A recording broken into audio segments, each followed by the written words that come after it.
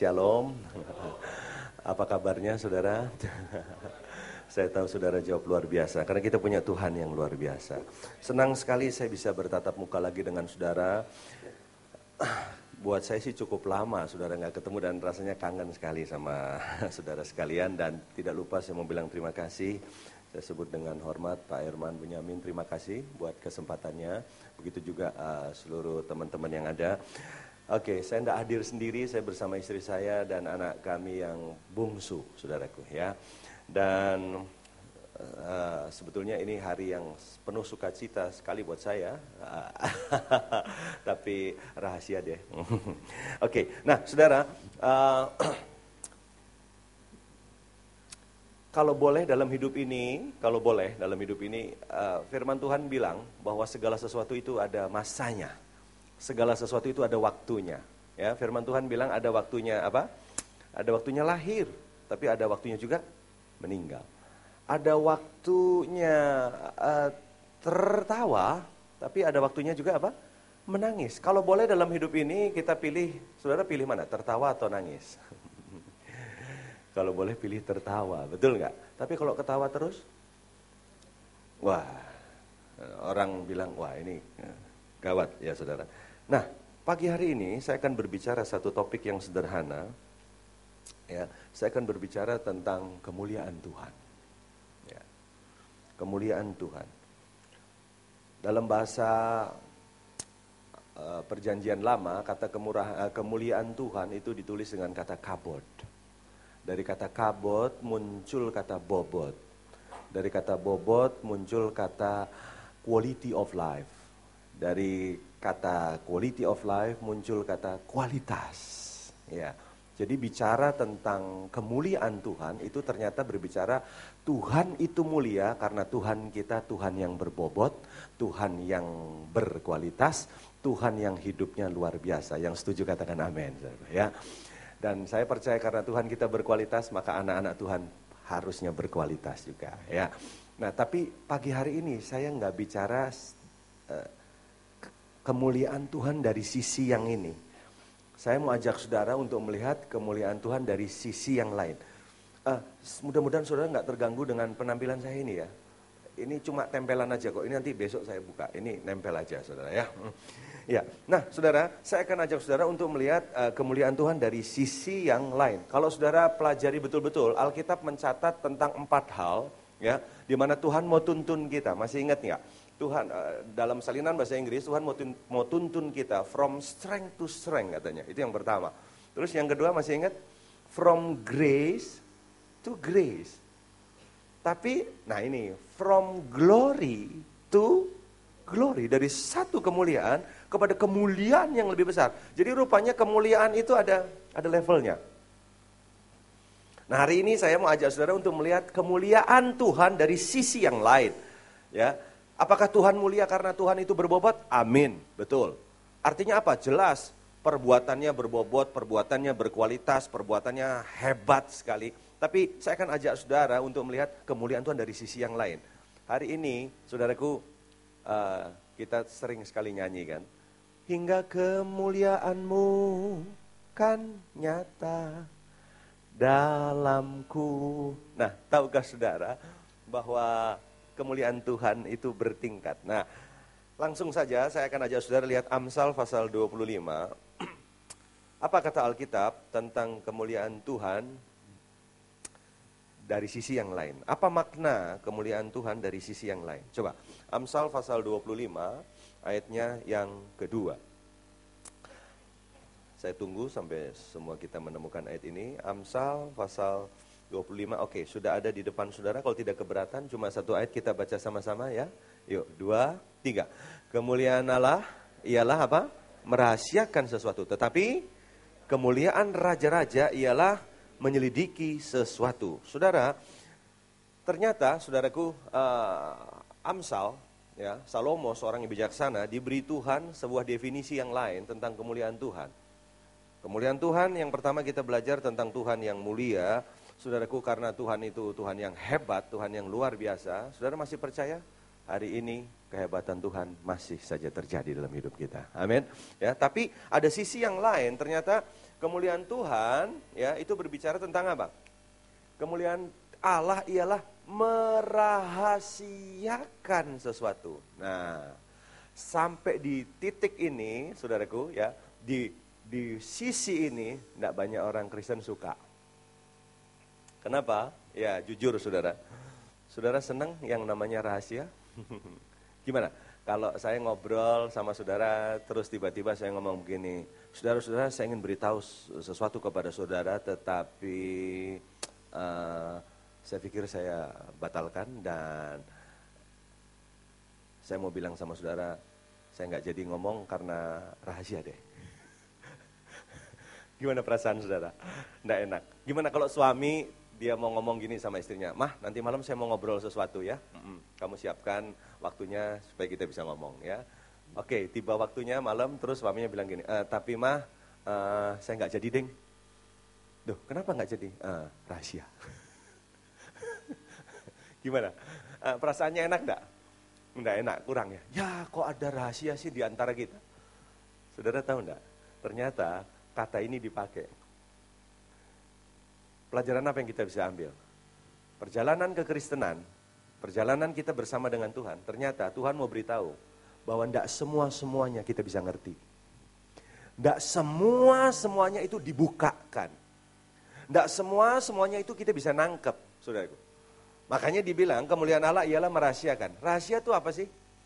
Rahasia itu, saya coba, bukan sulap ini, saya coba pakai ilustrasi sedikit. Rahasia itu apa? Nah, begini. Saya tanya dulu sama saudara, ini apa saudara? Aqua boleh ya, segelas minuman ya, air ya, oke. Saya tutup nih. Saya tanya sama saudara, ada apakah, benda apakah di balik sapu tangan ini? Benda apakah? Tolong dijawab. Berarti benda yang saya tutup ini tidak rahasia buat saudara. Bukan rahasia, karena saudara sudah tahu. Nah, berarti kalau sesuatu yang rahasia itu apa?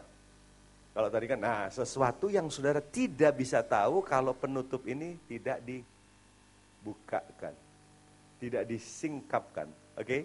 Nah, dalam perjalanan kita dengan Tuhan, saya cuma mau katakan sama saudara, bahwa tidak semua-muanya kita ngerti. Kenapa kita tidak ngerti?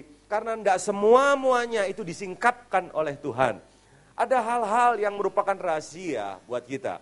Ada hal-hal yang memang Tuhan tahan itu, ya. Dan saya mau katakan kepada saudara, maaf ini, tidak peduli seberapa dekatnya saudara dengan Tuhan, tidak peduli seberapa intimnya saudara dengan Tuhan, tidak peduli seberapa close-nya saudara punya jarak dengan Tuhan. Saya mau katakan sama saudara, tetap hormati Tuhan, hargai Tuhan, ya. Tuhan punya privacy, Tuhan punya kebijaksanaan, Tuhan punya otoritas. Tuhan punya kedaulatan, dan biarkan dia Tuhan tetap Tuhan. Yang kalau dia tidak bukakan, itu merupakan rahasia memang buat kita. Dan it's okay.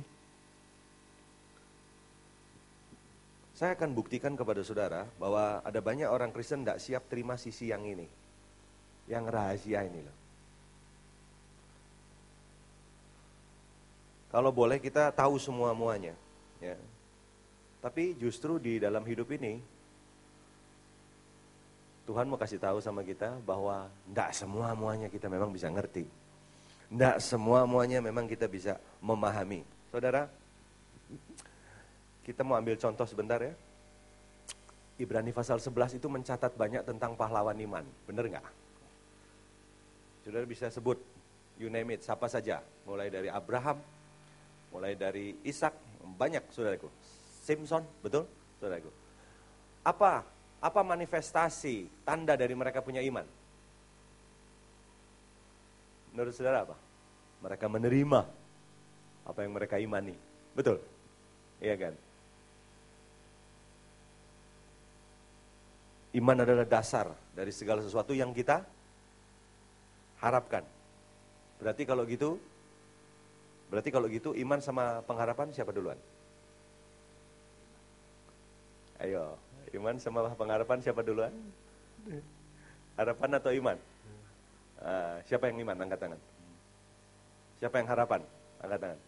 Yang lain maunya apa? Cuma 2. Ya, saudara, iman sama harapan adalah harapan dulu.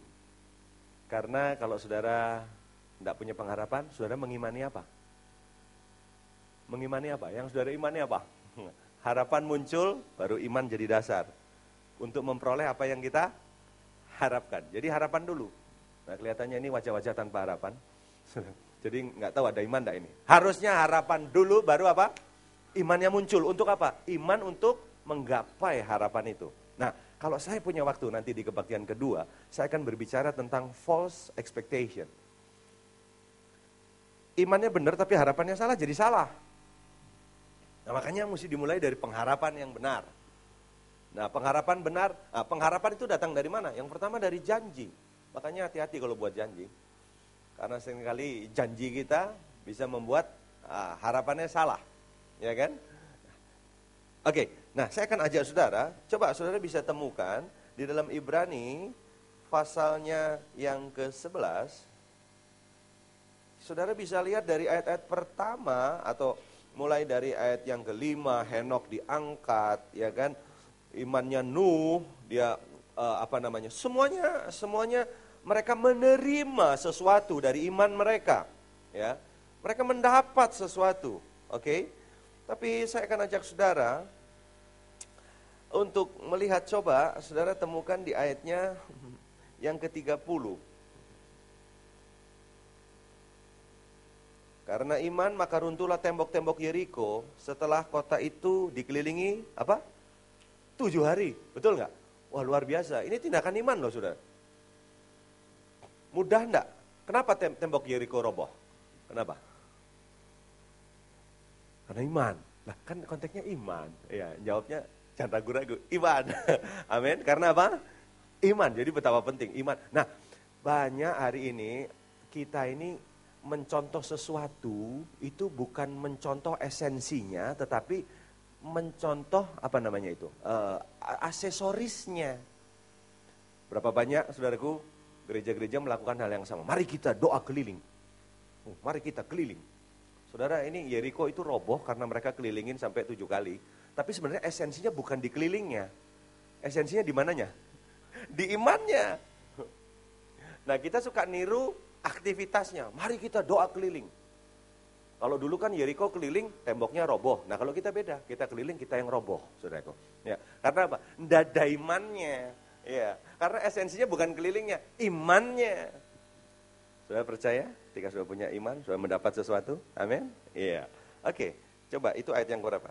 Ayat yang ke-30. Saya cuma kasih contoh. Tapi saya ingin bandingkan saudara. Coba saudara bisa baca ayatnya yang ke-36.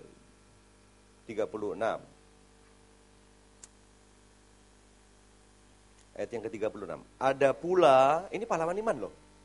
Ada pula yang diejek dan didera, bahkan yang dibelenggu dan dipenjarakan. Terus ayat 37, mereka dilempari, digergaji, dibunuh dengan pedang. Mereka mengembara dengan berpakaian kulit domba dan kulit kambing sambil menderita kekurangan, kesesakan, dan siksaan. Halo? Sudah melihat sisi yang lain? Kurang tertekan? Kurang? Nah, coba. Ayat yang ke-38, apa katanya? Dunia ini tidak layak bagi mereka. Mereka mengembara, rumahnya ngontrak terus. Mengembara di padang gurun dan di pegunungan, dalam gua-gua dan celah-celah gunung. Ayo ayat 39 sama-sama 2-3. Dan mereka semua tidak memperoleh. Wah, mesti garis bawah itu. Ternyata tidak semua manifestasi iman memperoleh apa yang saudara harapkan. Tidak selalu. Nah, sisi ini yang saya sebut dengan apa? Rahasia. Sisi ini yang saya sebut dengan apa? Kemuliaan Tuhan. Satu kali saya khotbah di satu kota Bandung. Saya tidak usah sebut gereja apa. Kalau nggak salah 4 kali saya khotbah. Di 2 kali khotbah yang pertama seperti ini, lalu mereka tim hospitality bikin janji sama saya untuk kita ketemu di depan gereja untuk dia bawa saya ke satu tempat makan waktu itu, saudara.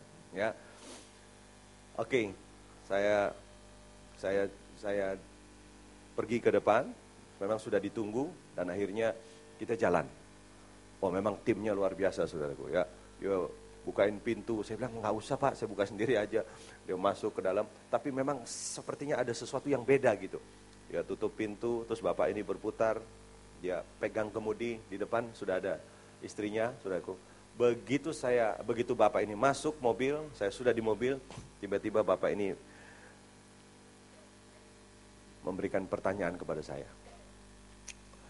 Saya sudah rasa feeling agak sedikit enggak enak gitu, tapi saya nggak tahu kenapa ini. Terus bapak ini bilang begini sama saya, Pak Nathan, apakah Tuhan itu adil? Itu nanya pertama tuh begitu. Ya. Padahal saya tahu namanya juga belum, saudara. Ya, mestinya kan kenalan dulu. Saudara. Ya. Apakah Tuhan itu adil? Waduh, udah deg di sini rasanya enggak enak. Saya nggak jawab. Sebab menjawab itu macam-macam. Ada jawaban matematis, ada jawaban psikologis, ada jawaban tidak etis. Ya, jadi saya nggak jawab dulu. Wah, sebab pertanyaannya aja udah horor gitu. Masa begitu masuk saya, Bapak, apakah Tuhan itu adil? Nah kan repot saya jawabnya. Mestinya kan saya begini, Pak, hadirilah kelas pemuritan. Harusnya kan gitu, saudaraku. Ya. Jadi saya nggak jawab. Tiba-tiba dia betul. Untung saya nggak jawab. Dia tanya lagi, Pak,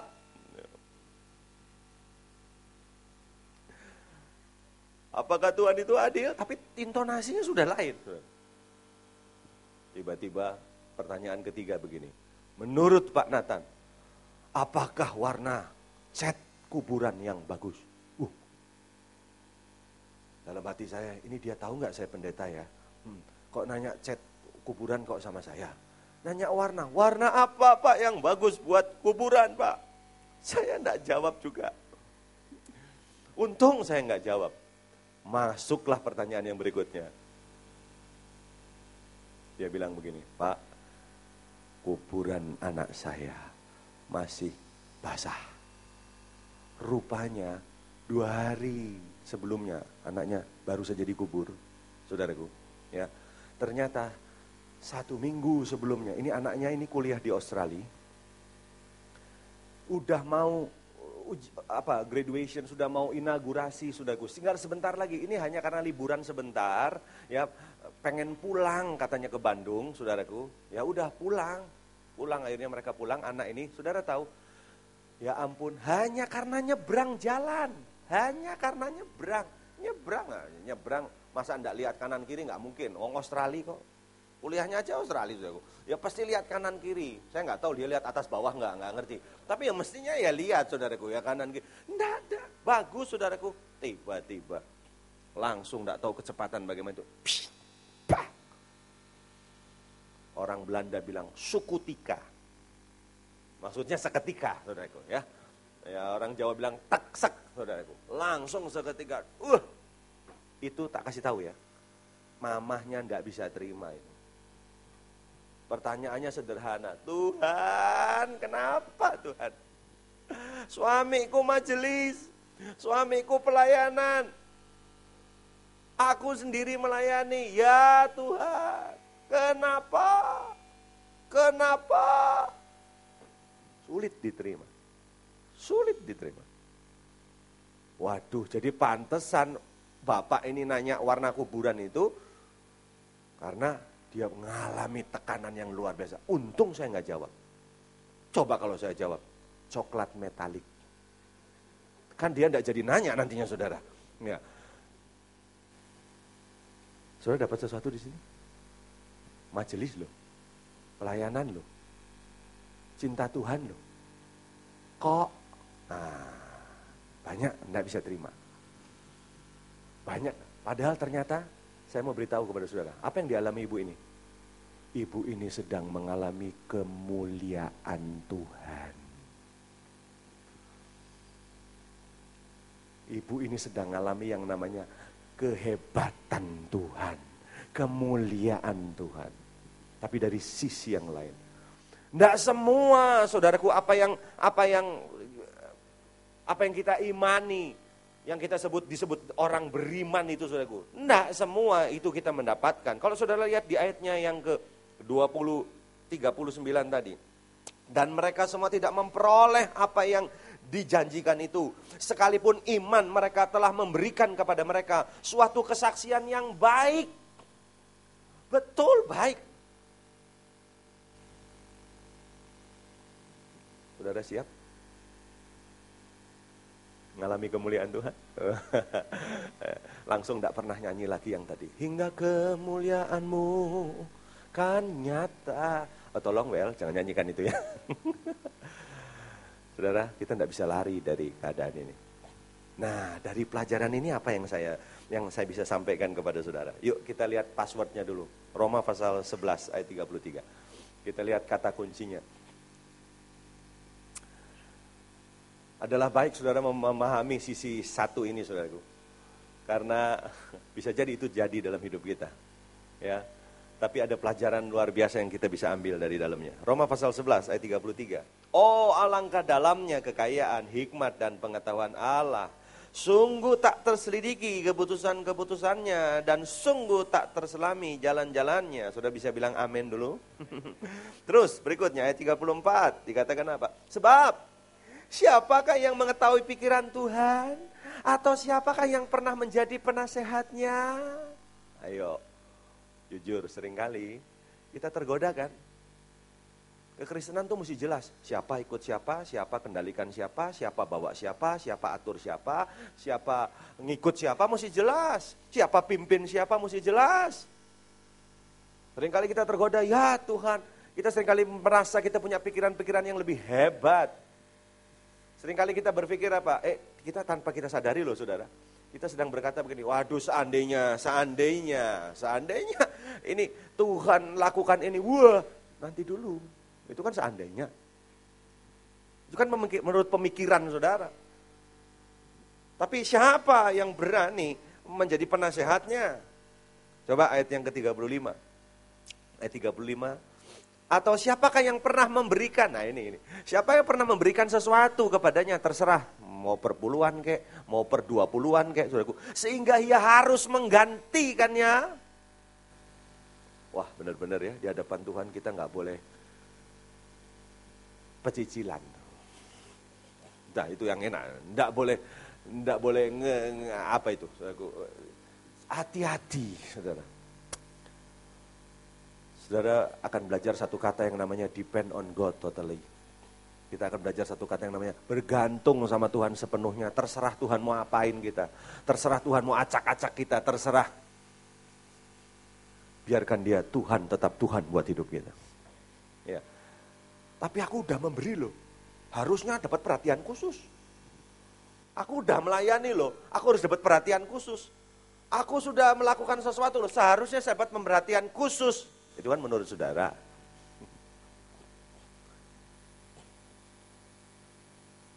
Ayat yang ke-36. Ternyata kuncinya ini. Mau sama-sama? Yuk baca yuk. 2, 3. Sebab segala sesuatu adalah dari Dia dan oleh Dia dan bagi Dialah kemuliaan sampai selama-lamanya. Bisa beri tepuk tangan buat Tuhan kita. Haleluya. Ya. Jadi ternyata itu semua yang terjadi dalam hidup kita itu untuk menyatakan satu, kemuliaan Tuhan. Nah tapi dalam bentuk, nah ini yang enggak semuanya saudara ngerti. Sisi ini perlu enggak ya disampaikan? Menurut saya perlu. Supaya apa? Supaya kita enggak murtad. Supaya kita enggak kecewa pada akhirnya. Gereja mesti punya berita yang seimbang. Apakah dia Allah yang mulia, dia sanggup melakukan segala sesuatu? Amin, itu betul. Tapi menurut konsep saudara, seringkali itu artinya apa? Apa yang saudara mau, saudara dapat. Apa yang saudara inginkan, saudara peroleh. Maaf ya, sorry loh ya. Kita ini baru ada di satu level di mana gini, kita ini Kristen yang begini. Kita bisa mengucap syukur, baru bisa mengucap syukur. Karena apa? Karena apa yang kita mau kita dapat. Bisa kita mengucap syukur, saudaraku, dalam segala hal. Walaupun itu sesuatu yang bukan kita harapkan. Wah itu berat. Nggak gampang. Nah saudara mesti punya kebenaran ini, saudara mesti ngerti ini. Di masa lalu hamba-hamba Tuhan pernah ngalami ini. Ambil contoh, ini cepat aja saudaraku. Keluaran 3 ayat 10, coba waktunya masih cukup enggak? Di Keluaran pasal 3 ayat 10, latar belakangnya sederhana sekali. Tuhan mau keluarkan bangsa Israel. Ya. Tuhan mau bawa umat Israel dari Mesir ke mana? Ke Kanaan. Saudara percaya nggak Tuhan punya maksud yang selalu maksud Tuhan itu maksud yang baik buat hidup kita? Saudara percaya itu? Amin. Tuhan tidak pernah punya rencana jelek dalam hidup kita. Keluaran 3:10, jadi sekarang pergilah, aku mengutus engkau. Itu udah jelas banget. Siapa yang ngomong? Tuhan kepada Musa. Aku akan mengutus engkau kepada Firaun untuk membawa umatku. Orang Israel apa katanya? Keluar dari, jelas nggak ini? Jelas nggak? Udah jelas banget. Saudara percaya nggak? Kalau Tuhan mengutus seseorang, Tuhan pasti kasih perlengkapan. Tuhan kasih fasilitas. Tuhan pasti lengkapi dengan semua yang diperlukan. Betul? Iya. Saudara percaya nggak? Saudara menikah sama orang yang di sampingmu itu Tuhan kasih perlengkapan juga sama saudara. Tuhan kasih kekuatan sama saudara. Ya. Kenapa saya ngomong gitu? Karena ada yang sudah tidak kuat. Saudara.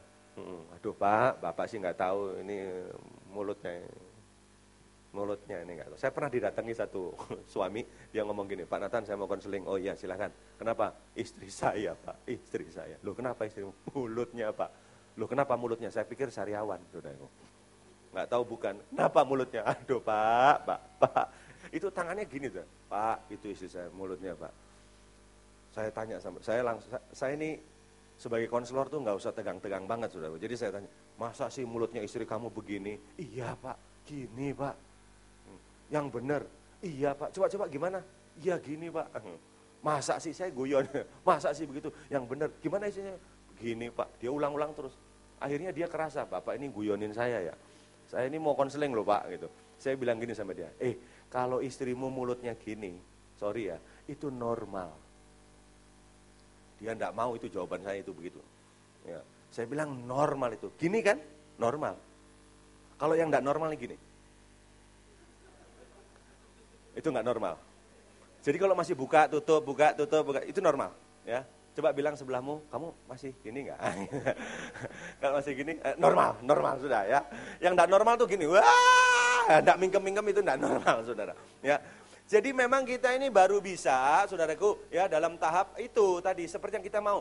Ini udah jelas, Tuhan utus Musa ke Israel, dilengkapi dong, jelas, ada kuasa. Saudara percaya, saudara diutus Tuhan dengan kuasa.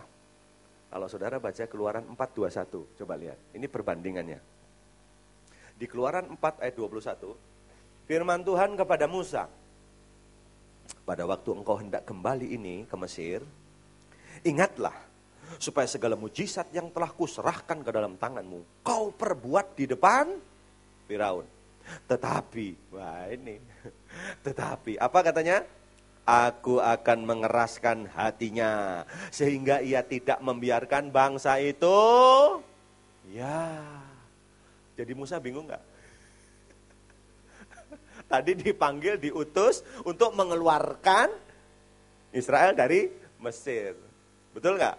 Iya, saudara ngelihatnya dari sekarang enak aja.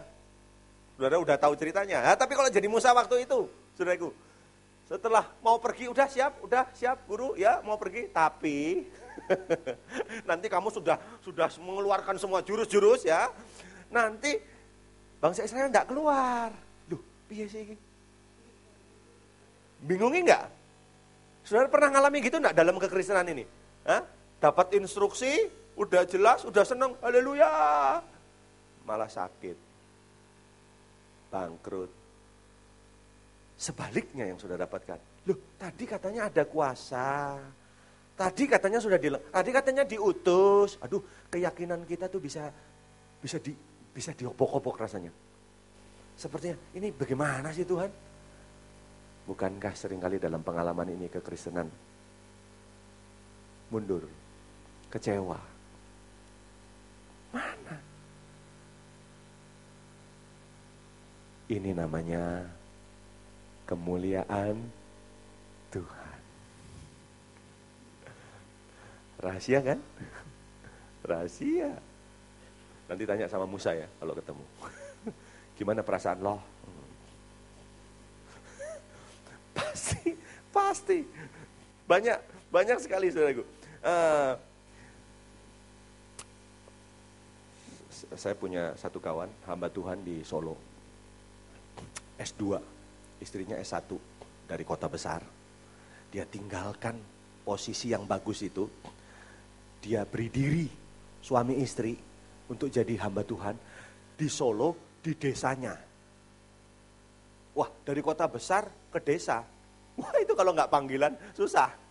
Saya aja dari desa ke kota. Iya kan? Nah, ini dari kota ke desa. Aduh saudaraku, dengan fasilitas yang hebat, pendidikannya tinggi, hebat saudaraku, diabaikan. Dia rela tinggalkan, mengejar panggilan. Ya tentu ada pengalaman-pengalaman khusus dengan Tuhan sebelumnya. Tapi yang saya mau ceritakan bukan itu, yang saya mau ceritakan adalah, saudaraku, waduh, saudara, pernikahan mereka sudah memberi diri ke desa. Pernikahan mereka masuk tahun ke-15. Tidak punya anak, saudara. Istrinya tidak pernah hamil. Nah, bapak ini tergabung di BB dengan saya. Tergabung di BB, tiba-tiba saudaraku, di grup itu muncul, ping, gitu saudaraku. Mohon doa untuk istri saya memasuki bulan ke-7. Ini akan periksa bayi yang ada di kandungan. Oh, hamil. Tahun keberapa? 15. Wih, kita yang dengar di grup itu, wah, sana kan ping, kita jawab pong. Ya, pokoknya ping, pong, udah. Senang nggak kita? Wah, saudara, langsung semua nyambut. Amin, Tuhan hebat, luar biasa, kita doakan. Langsung teman saya itu jempolnya itu, kan kita kan bisa balas jempol di BB kan, jempol itu sampai satu halaman tuh penuh jempol semua. Jempol, wah luar, kalau saya enggak, jempolnya kecil aja, sip. Masuk bulan ke-8, doakan lagi. Istrinya mau di USG, saudaraku. Wah, jempol lagi, gede-gede itu. Sip, luar biasa. Doakan lagi, seminggu lagi kita mau sesar, mau menentukan sesar atau normal. Wah, sudah pasti sukses, saudaraku. Hari hanya, saudara, enggak tahu kenapa, saudaraku. Dia BB lagi, saudaraku, untuk tolong doakan. Karena kita harus segera pergi ke dokter. Maksudnya, rupanya saudara, ada sesuatu yang nggak enak di perut. Jadi mesti datang. Saudara tahu, itu pagi minta didoakan. Baik bro, kita doakan. Siangnya, saudara tahu, di grup itu muncul satu foto. Bayi mungil, bibirnya biru, saudara. Anak ini meninggal di dalam kandungan. Berani ada yang kasih jempol? Di grup itu. Sip. Berani? Untung saya nggak biasa jempol yang besar itu. Semua nggak ada yang komentar. Semua terdiam, termasuk saya. Aduh, saya cuma ingat ini. Apa coba itu? Kemuliaan Tuhan. Dalam bentuk yang tidak terpahami.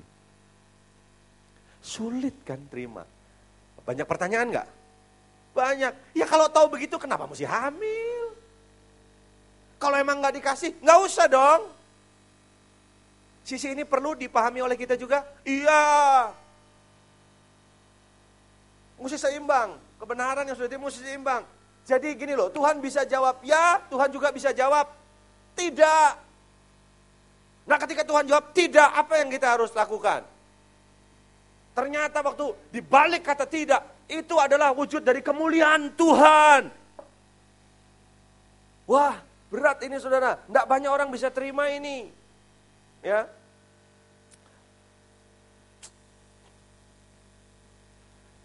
Ada 3 hal yang saya mau sampaikan bagaimana kita harus bersikap dengan kondisi seperti ini. Saya mau beritahu dulu kepada saudara yang pertama nih. Roma pasal 8 ayat 28. Saudara setuju nggak bahwa Allah turut bekerja dalam segala hal. Ya ampun, Tuhan masih kerja ternyata sampai hari ini. Kita pikir dia nganggur. Tidak. Dia kerja. Untuk apa? Mendatangkan kebaikan. Nah ujungnya apa ujungnya? Ayat 29. Ayat 29 coba. Kita tahu sekarang bahwa Allah turut bekerja dalam segala sesuatu untuk mendatangkan kebaikan bagi mereka yang mengasihi Dia, yaitu bagi mereka yang terpanggil sesuai dengan rencana Allah. Lihat ayat 29. Sebab semua orang dipilihnya dari semula, mereka juga ditentukan dari semula. Untuk apa? Wah, ternyata itu dalam sebuah planning yang rapi oleh Tuhan.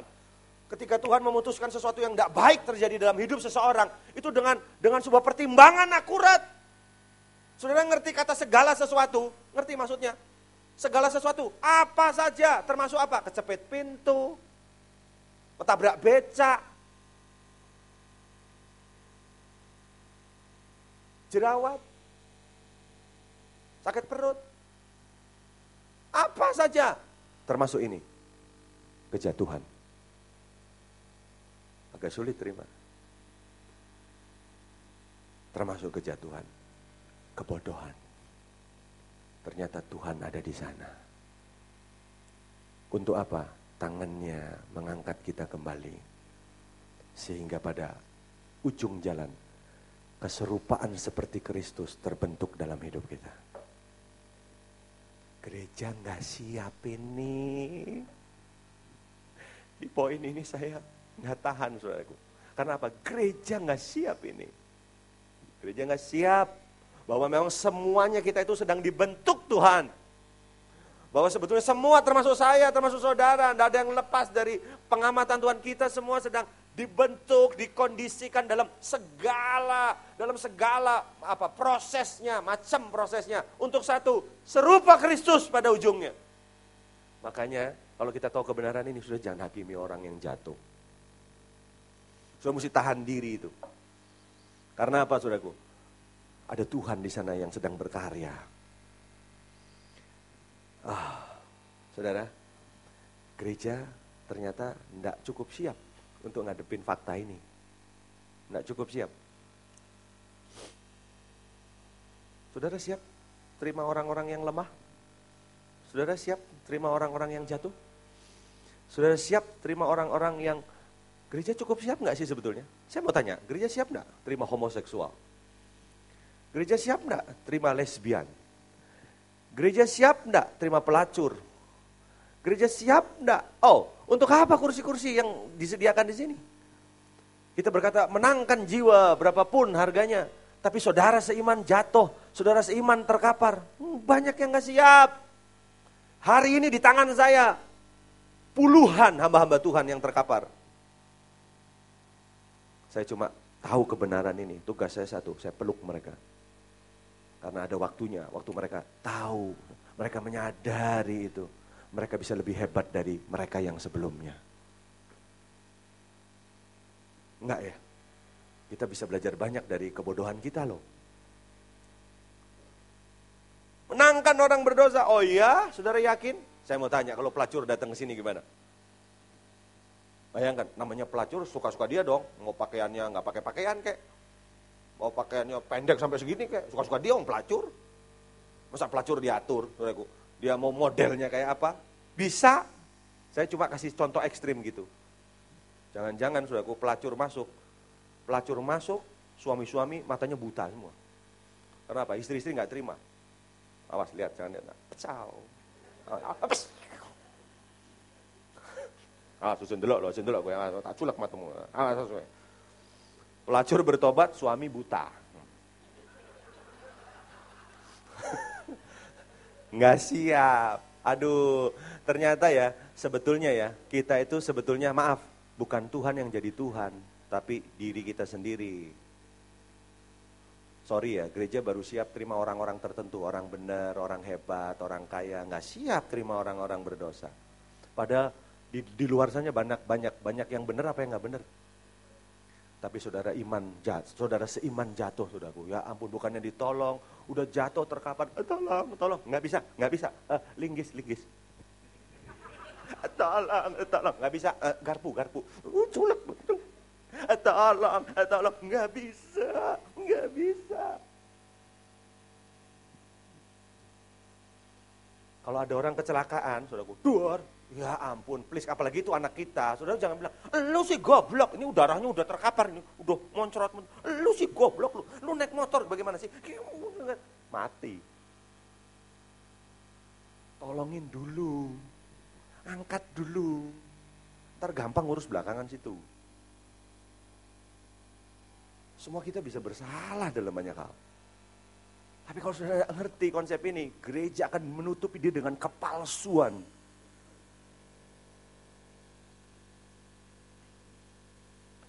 Ada Tuhan yang kerja di sana.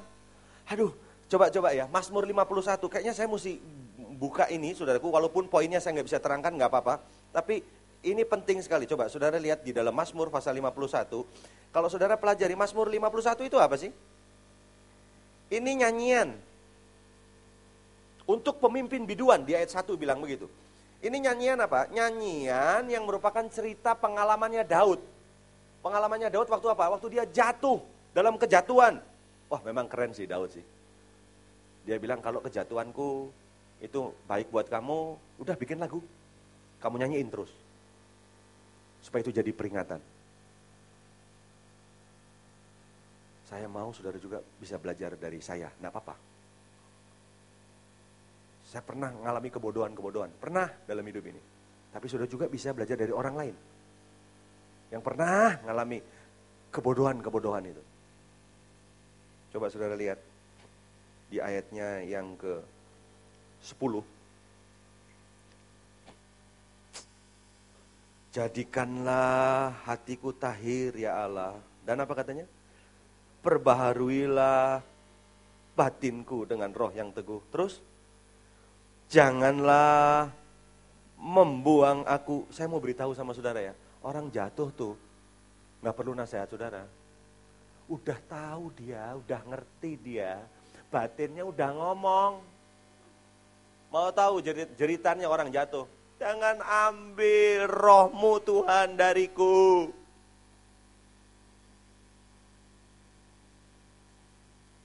Bagaimana sih sikap kita seharusnya kepada orang-orang yang bodoh itu, saudaraku? Kita nggak harus bilang, lu sih bodoh banget sih, lu bodoh banget. Dia bilang, udah tahu gue. Bukan itu yang diperlukan. Satu kali saudara akan rasa kalau saudara alami itu. Saudara akan tahu rasanya. Saudara akan ngerti betapa kalau sampai bilang tahirkan aku, itu kotor memang rasanya. Sesuatu yang saudara boleh siram, orang itu akan bilang, ini mah gak ada apa-apanya dibandingkan dengan yang di dalam ini. Lihat ayat yang ke-13. Ini hebat banget. Itu ayat 13. Nah, mau sama-sama? Yuk, 2, 3. Maka aku akan mengajarkan jalanmu kepada orang-orang yang melakukan pelanggaran, supaya orang-orang berdosa berbalik. Ya ampun.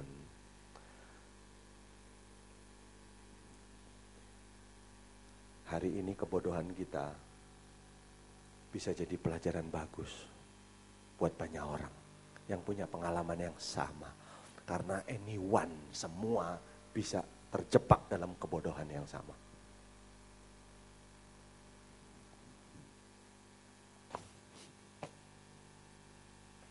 Saya pernah, saudaraku, ngalami disalahpahami. Nggak bener-bener amat sih, ada kebodohan. Tapi dari situ saya belajar bagaimana, gereja punya sikap. Saya bilang, ini kalau bukan hamba Tuhan, ini kalau anak Tuhan yang kena begini, direspon kayak begitu, saudaraku. Udah dia akan bilang begini, nggak pakai Kristen-Kristenan lagi. Udah gue jadi, nggak tahu dia sebut apa itu. Mau tahu nggak bedanya kita sama dunia itu apa? Yang dunia nggak bisa beri itu apa? Kasih karunia. Grace. Kita mesti bertumbuh from grace to grace. Saudara tahu? Di satu titik penerimaan, pengampunan, tangan yang terbuka, itu jauh lebih mengubah daripada penghukuman, penghakiman, dan tudingan. Di satu titik. Saya sebetulnya hari ini mau bawa anak rohani saya, yang hari ini dipakai Tuhan luar biasa, saudaraku. Dia pembunuh. Dia bunuh banyak orang sudah. Dia sekarang menjadi badan anti narkoba. Dia sekarang jadi bapak rohani buat TNI dan Polri. Saudara nggak akan nyangka kalau lihat orangnya. Dia sudah lempar banyak orang dari atas gara-gara nggak bayar utang. Karena dia dulu tergabung dalam itu. Saudaraku, kawanan debt collector. Saudara, waktu saya layani dia bilang begini, ini pendeta gila ini. Maksudnya saya, ini resikonya dia bisa bunuh saya, dia lempar saya, dia ambil mobil saya. Dia pernah ngomong itu. Tapi saya layani dia, saudaraku. Hari ini Tuhan pakai luar biasa orang itu. Coba kalau saya enggak, coba saya punya cara pandang. Oh ini orang jahat, ini orang, enggak usah layani dia. Enggak ada kesaksian hebat, saudaraku. Enggak ada kesaksian yang luar biasa. Saudara percaya enggak? Hari ini Tuhan mau pakai saudara. Bahkan melalui kegagalan saudara di masa lalu. Ingat, ada Tuhan terlibat di sana. Dan hari ini kalau saudara gagal, ketahuilah, itu bagian dari kemuliaan Tuhan. Di mana pada ujungnya, Tuhan akan angkat saudara. Tuhan akan jadikan saudara menjadi sesuatu yang bisa menjadi berkat buat orang lain. Bisa beri tepuk tangan buat Tuhan kita. Saya selesai, saudaraku, nanti kita nyambung di kebaktian kedua. Tuhan Yesus memberkati. Yuk, mari kita bangkit berdiri sama-sama.